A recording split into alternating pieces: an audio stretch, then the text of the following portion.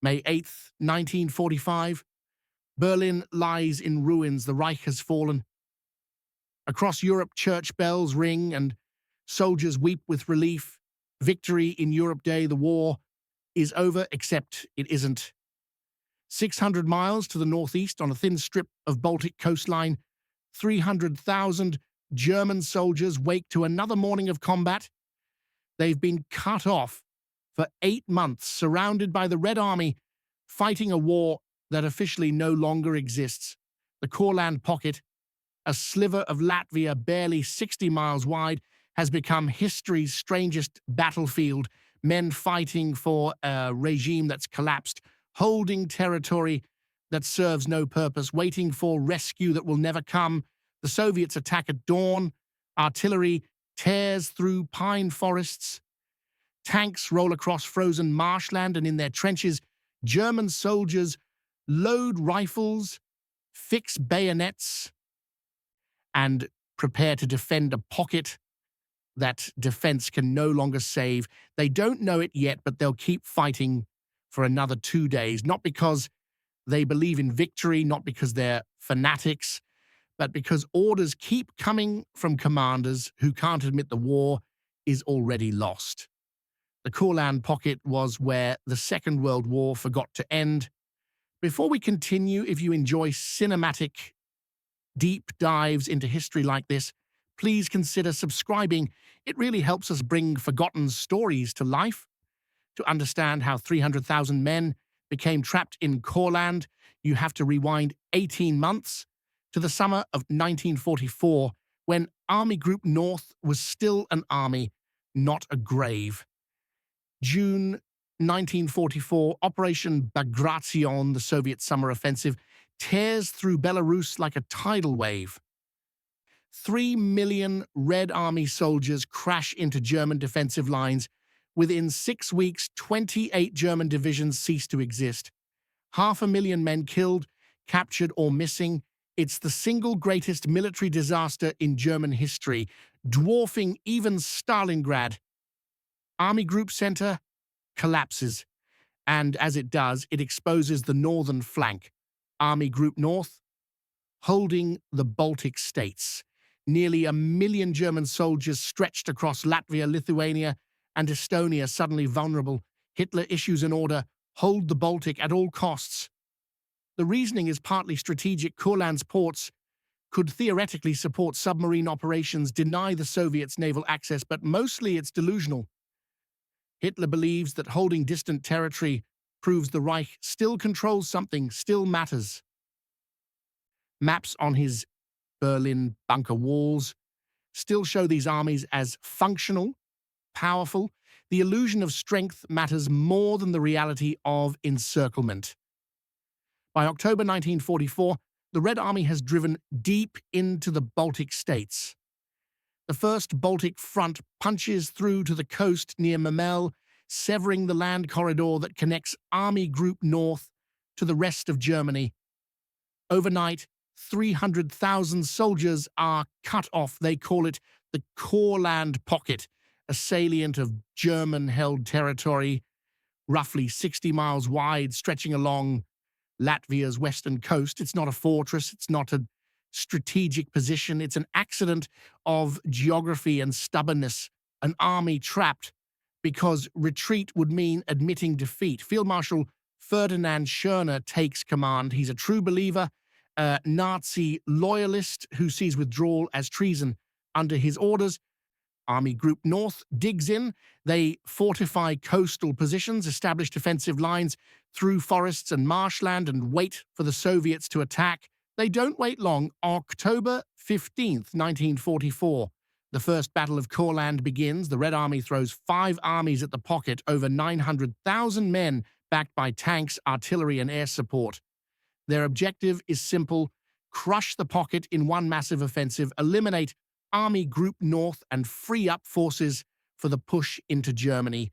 The German defenders number roughly 300,000 tons, divisions from 16 different corps, cobbled together into a defensive perimeter. They're outnumbered 3 to 1, short on ammunition, low on fuel. But they have three advantages the Soviets don't expect. First, the terrain. Courland is a nightmare for attackers. Dense pine forests break up sight lines and tank formations. Marshland turns mechanized assaults into slow-moving disasters. The few roads become choke points where German anti-tank guns wait in ambush. Second, defensive preparation. Schörner's men spend weeks digging trenches, laying minefields, constructing bunkers. They turn every village into a strong point, every tree line into a kill zone. It's not brilliant strategy, it's desperate pragmatism, but in defensive warfare, desperation works. Third, something harder to quantify: experience. These aren't the eager volunteers of 1941, they're veterans who've survived 3 years of Eastern Front combat. They know how Soviet offensives work, where they break, how to exploit the gaps. They've learned to fear the Red Army's artillery, respect its infantry, and hunt its tanks. The battle lasts 2 weeks. Soviet attacks roll forward in waves, infantry supported by T-34s pushing through forests under cover of artillery barrages that flatten German positions. But each assault slows in the trees, bogs down in the mud, breaks against prepared defenses. German counterattacks retake lost ground. The front lines shift a few kilometers, then stabilize. By October 28th, the offensive stalls. The Soviets have suffered over 30,000 casualties. They've gained perhaps 10 miles of worthless forest. The pocket hasn't collapsed, it's barely dented, so they try again. The Second Battle of Courland begins October 29th, then a third in late November, then a fourth in December. 6 major offensives over 6 months, each one following the same terrible pattern. Massive Soviet attacks that gain ground at horrific cost. German counterattacks that claw back most of the losses, a front line that barely moves. The numbers become abstract. Soviet casualties exceed 130,000, German losses approach 50,000, villages change hands 5-6 times. Forests that once had names become grid coordinates on artillery maps, and the pocket remains. If you're still watching, you're clearly a history lover. Hit that subscribe button so you don't miss our next story. What does it feel like to fight in a battle that doesn't matter? That's the question German soldiers in Courland ask themselves every morning, every night, every moment between Soviet attacks. They're not defending the Reich. Berlin is 600 miles away, unreachable. They're not protecting civilians. Most Latvian population has already fled or been evacuated. They're defending a pocket because the pocket exists, because orders say hold, because stopping would mean admitting the entire thing is pointless. Letters home begin to shift in tone.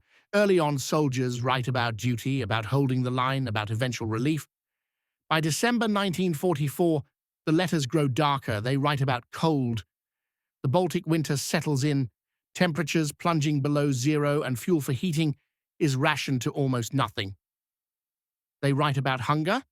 Supply ships from Germany arrive sporadically, sometimes sunk by Soviet submarines, and rations shrink to bread and ersatz coffee. They write about exhaustion. Units rotate between frontline positions and reserve areas, but there's no real rest, just different kinds of waiting.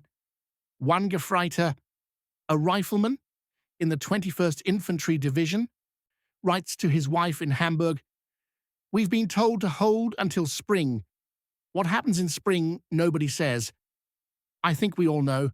The question isn't if we'll be overrun, it's when and whether rescue comes before that or after. The isolation is psychological as much as geographic. German soldiers can see the coast, the Baltic Sea stretching endlessly west toward home. On clear days, they watch German ships moving along the horizon, carrying supplies, evacuating wounded. But those ships don't carry armies. The Kriegsmarine doesn't have enough vessels to evacuate 300,000 men.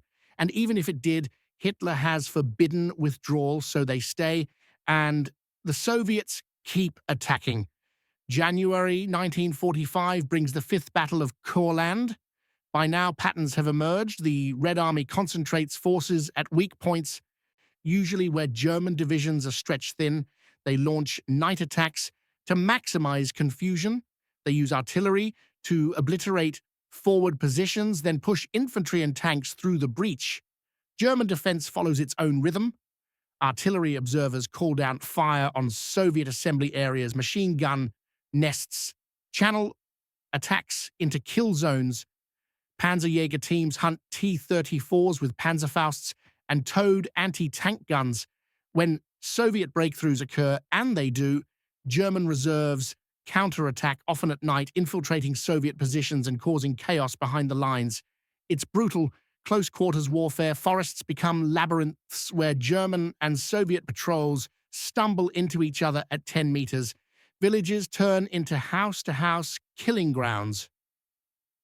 Marshland ambushes trap Soviet tanks in mud, whilst German gunners fire at point-blank range. The tactics work? Barely.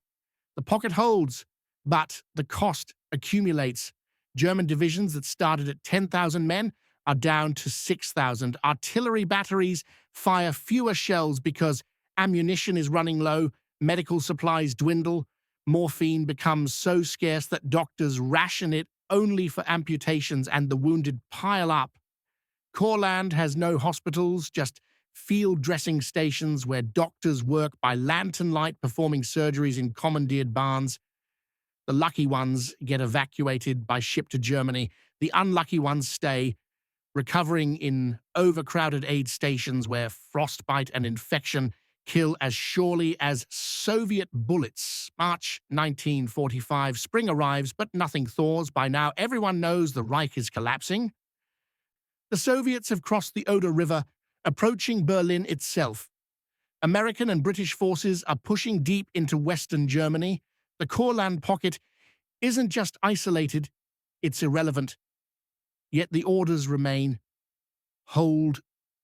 Field Marshal Schörner issues daily communiques filled with phrases like heroic resistance and unwavering loyalty. He executes officers suspected of defeatism.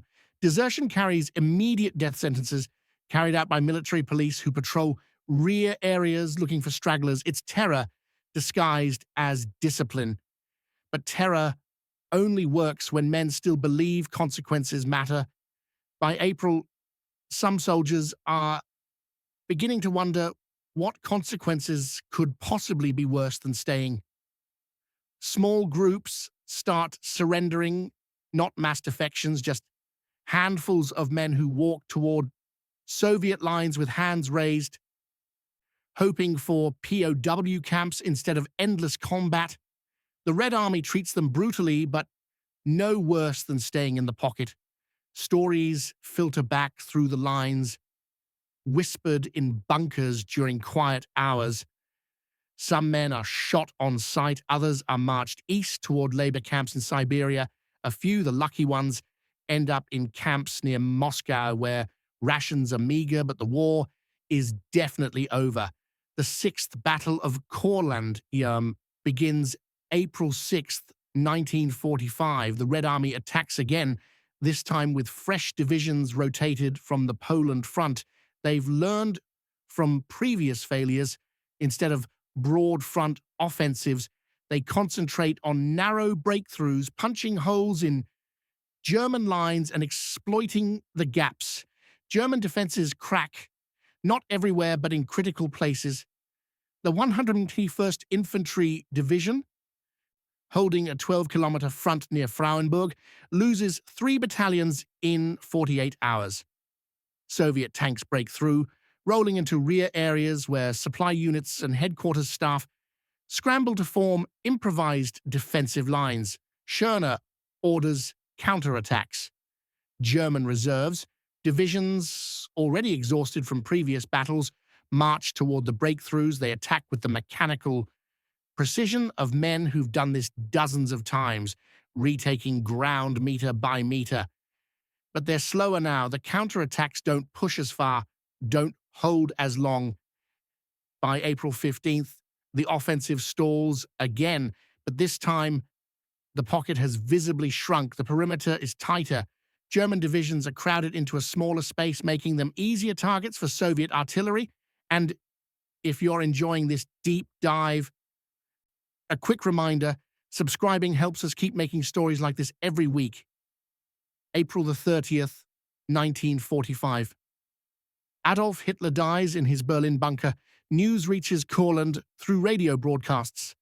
Some men weep, some stare silently, some laugh. Bitter, exhausted laughter that sounds more like coughing. The Führer, who ordered them to hold, to fight, to never surrender, has taken his own life whilst they're still fighting his war. Grand Admiral Karl Dönitz assumes leadership of what's left of the Reich. One of his first acts is to authorize, finally, belatedly, evacuations from isolated pockets. But by now, the Kriegsmarine's assets are almost non-existent.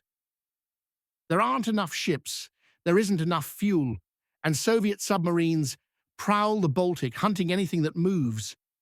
Evacuations begin anyway. Hospital ships and cargo vessels risk the journey. Sailing under cover of darkness to Courland's ports, they load wounded first, men missing limbs, blinded so badly frostbitten, their feet have turned black. Then they take specialists, engineers, radio operators, anyone with technical skills the collapsing Reich still needs, and space is rationed by utility, not rank or suffering. Soldiers watch from the docks as ships depart. They do the maths in their heads. If one ship evacuates 2,000 men and there are 300,000 men in the pocket, and ships come once a week if they come at all, the numbers don't work. Most of them know they're staying. May 7th, 1945, Germany signs unconditional surrender documents at Reims. The Reich has officially ceased to exist. Courland keeps fighting, not because officers order it, though some do. Not because men believe in victory. They don't. But because surrender to the Red Army means POW camps in the Soviet Union. And every German soldier has heard the stories.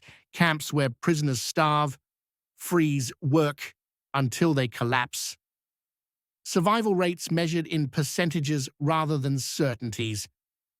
Some units fight because stopping feels impossible. They've been fighting for so long that combat has become routine, almost normal.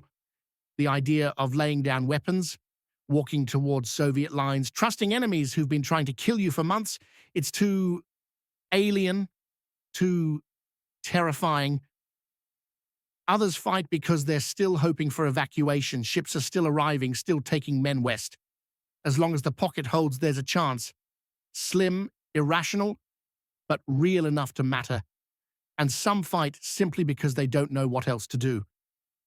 May 8th, 1945, Victory in Europe Day. The sun rises over Courland. Soviet artillery opens fire at dawn, shelling German positions along the perimeter. Infantry advances through the forests. German machine guns answer. The battle continues exactly as it has for months. By midday, radio broadcasts from Germany reach the pocket. Civilians across Europe are celebrating. The war is over. Church bells ring. People dance in the streets. Allied soldiers toast victory. In Courland, men crouch in trenches and return fire. The fighting lasts 2 more days, not because of grand strategy or Hitler's ghost, but because formal surrender negotiations take time. Soviet commanders demand unconditional capitulation. German officers in Courland try to negotiate terms, POW status under Geneva Conventions, guarantees of treatment. The Soviets offer nothing. On May 10th, 1945, the shooting finally stops. Field Marshal Karl Hilpert, commanding Army Group Courland after Schörner fled to the west, orders all German forces to cease fire and surrender. Unit by unit, division by division, Soldiers lay down weapons and emerge from their positions. Soviet troops move in, rounding up prisoners, disarming them, marching them into assembly areas. The Courland pocket has collapsed. Not from military defeat, Soviet forces never achieved the breakthrough that would have destroyed the German armies. It collapsed because the war ended everywhere else, and eventually even the most stubborn pocket becomes unsustainable. If you've made it this far, you're exactly the kind of person we make these videos for. Hit subscribe so you don't miss what comes next. What happens to 300,000 men who surrender 2 days after the war ends? They march east. Soviet soldiers form the prisoners into columns, thousands of men shuffling along dirt roads guarded by Red Army troops who show little mercy and less interest. The march takes days, sometimes weeks, depending on destination.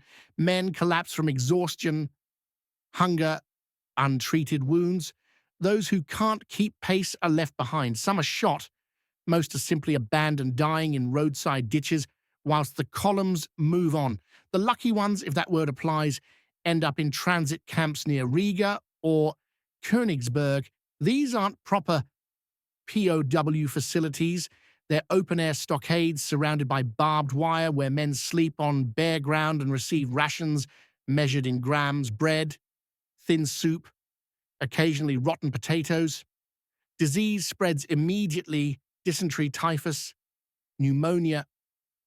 Men who survived 8 months of combat die within weeks of surrender. From transit camps, trains carry prisoners deeper into the Soviet Union. Cattle cars packed so tightly that men stand for days, no room to sit, no toilets, just buckets that overflow within hours. The trains stop occasionally at remote stations where Soviet guards throw in bread and pour water into troughs. Prisoners fight over scraps. The journey ends at labor camps scattered across the Soviet interior, Siberia, Kazakhstan, the Ural Mountains. These camps are part of the Gulag system, though officially designated as POW facilities. The distinction hardly matters. Men work 12-hour shifts in mines, lumber camps, construction sites. They're fed enough to stay alive barely. Clothing is whatever they wore when captured, supplemented by rags scrounged from dead prisoners. Survival depends on luck, health, and will. Some men die within months. Malnutrition, exhaustion, cold. Others last years, clinging to life through winters that reach -40, summers where mosquitoes swarm so thick they darken the sky. Letters home are forbidden at first, then permitted sporadically. Families in Germany receive censored postcards saying their sons, husbands, brothers are alive and well. Most of the time, the postcards lie. Repatriation begins in 1947. Slowly, grudgingly, the Soviet Union releases prisoners in waves, prioritizing those deemed least politically dangerous. Former officers wait longer. Anyone with SS connections or suspected Nazi Party involvement stays indefinitely. By 1950, roughly half the Courland prisoners have returned to Germany. They come back gaunt, aged beyond their years, carrying memories they rarely discuss. Some find families intact, homes waiting. Others discover wives remarried, children grown, houses bombed to rubble. They're veterans of a battle nobody remembers, survivors of a war that ended twice, once officially, once for real. The last documented Courland prisoner returns in 1955, a full decade after surrender. He's 42 years old but looks 70. He spent 10 years cutting timber in the Siberian taiga, eating enough to survive but not to live. When he finally steps off the train in Hamburg, he barely recognizes the city. Germany has rebuilt. The war is history, and he's a ghost from a battle that shouldn't have happened. Why did Hitler leave 300,000 soldiers in Courland? The practical answer involves delusion, stubbornness, and Hitler's pathological inability to accept retreat. He believed genuinely believed that every patch of occupied territory proved the Reich still mattered, that withdrawing from Courland would shatter morale, signal defeat, admit the war was already lost. But there's a darker answer underneath the practical one. Hitler didn't care if those men died. By late 1944, the Reich was bleeding from every wound. Manpower shortages were critical. Every division trapped in Courland was a division that could have defended Berlin, reinforced the Western Front, made the final collapse slower and more costly for the Allies. From any rational military perspective, evacuating Courland made perfect sense. Hitler chose otherwise, not because holding Courland helped Germany win, but because abandoning it would force him to confront reality. And reality was unbearable, so 300,000 men stayed. They fought battles that achieved nothing, held ground that mattered to no one, died for a regime that had already died. The cruelty isn't that they were trapped. The cruelty is that their suffering was pointless from the very beginning. Every attack they repelled, every Soviet offensive they survived, every frozen night in a trench, all of it meaningless except to the men who endured it. Walk through Courland today and you'll find forests reclaimed by nature, trenches eroded into shallow depressions, bunkers collapsing under decades of vegetation. The battlefields are quiet now, birdsong, wind through pine trees, the distant sound of the Baltic surf. Occasionally you find remnants, a rusted helmet half buried in moss, shell casings scattered in clearings, unmarked graves where German soldiers were buried in mass, their names lost, their stories forgotten. Latvia doesn't memorialize the Courland battles. Why would they? It was a conflict between occupiers, Germans who'd invaded their country, Soviets who'd come to reclaim it. Latvian civilians suffered under both. The forests where these battles raged were Latvian forests fought over by armies that cared nothing for the people who actually lived there. There are no grand monuments, no museums dedicated to the Courland pocket, just small memorials erected by German veteran associations, plaques with names, dates, simple inscriptions. They're rarely visited. The generation that fought there is nearly gone, their children scattered across a reunified Germany. Their grandchildren barely know the story. History has moved on. The Courland pocket exists now as a footnote, an obscure paragraph in Second World War encyclopedias.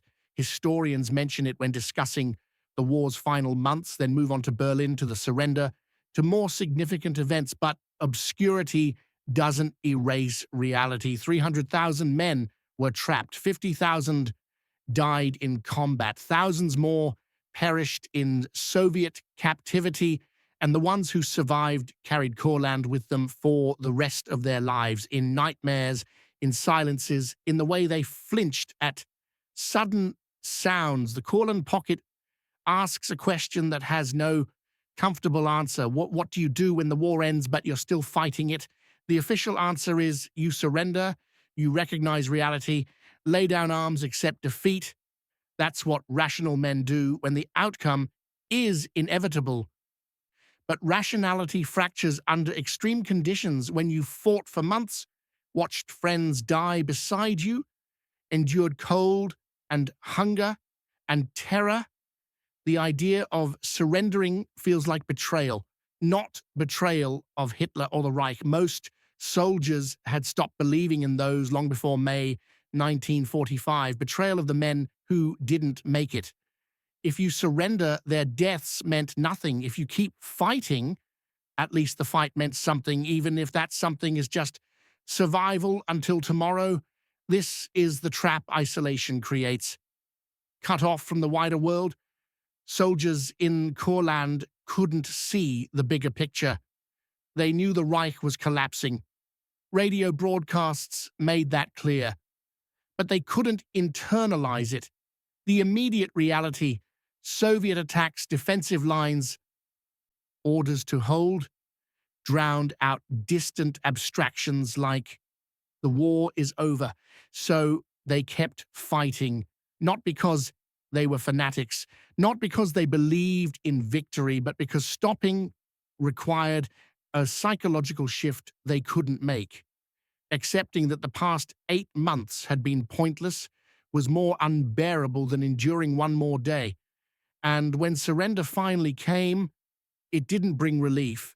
It brought years of captivity, starvation, slave labor. The men who survived often wondered if they'd made the right choice, if surrendering on their own terms earlier might have spared them the worst of Soviet camps, if the extra months of combat had purchased anything except more suffering. There's no good answer, just bitter choices and decades of wondering if different choices would have mattered.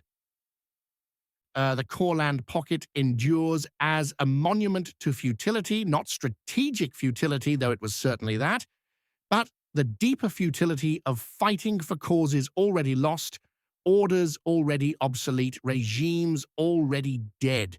The war ended May 8th, 1945, but for the men in Courland, it ended 2 days later, and even then only officially. The real war, the one inside their heads, the one that replayed every night, never entirely ended. That's what makes this story more than just military history.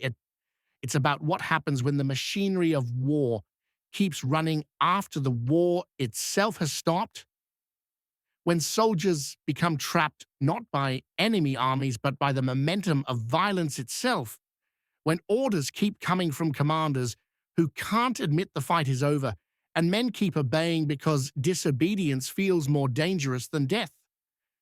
The Courland soldiers weren't heroes. They weren't defending freedom, protecting innocence, or fighting for noble ideals. They were defending a pocket because the pocket existed, killing Soviet soldiers who were trying to kill them, surviving day after day in a conflict that had lost all meaning, if it ever had any. And yet, and this is the uncomfortable truth, their suffering was real. Their fear was real. The cold, the hunger, the wounds, the deaths, all real. Pointlessness doesn't erase pain, it just makes it harder to justify. May 10th, 1945, Courland, dawn. The guns are silent. For the first time in 8 months, German soldiers wake without the thud of artillery, the crack of rifle fire, the distant rumble of tanks. The forest is quiet, almost peaceful. Soviet troops move through German positions, collecting weapons, rounding up prisoners. There's no jubilation, no celebration, just exhaustion. On both sides, men who fought each other for months now standing meters apart, too tired to feel anything except relief that it's finally over. A German Obergefreiter, 24 years old, hands his rifle to a Soviet sergeant. The sergeant takes it without comment, tosses it onto a growing pile. The German looks back at the trench he's been living in, the bunker he helped dig, the machine gun nest he defended, the forest he knows by heart. After months of combat, he'll never see it again. None of them will. They're marching east now into captivity, into years of uncertainty. But for this one moment, standing in the forest with empty hands, the war is truly over, not because Germany surrendered, not because Hitler died, but because he finally stopped fighting. And that, in the end, is the only victory any of them get. The Courland pocket was where the Second World War forgot to end, but more than that, it was where 300,000 men learned what happens when wars end everywhere, except where you're standing, when the world moves on, but you're still trapped in the trenches, when victory and defeat become irrelevant, and survival is the only thing left that means anything at all. They fought for nothing. They died for nothing. They endured for nothing except each other, and perhaps in the end, that's the only reason any of them needed.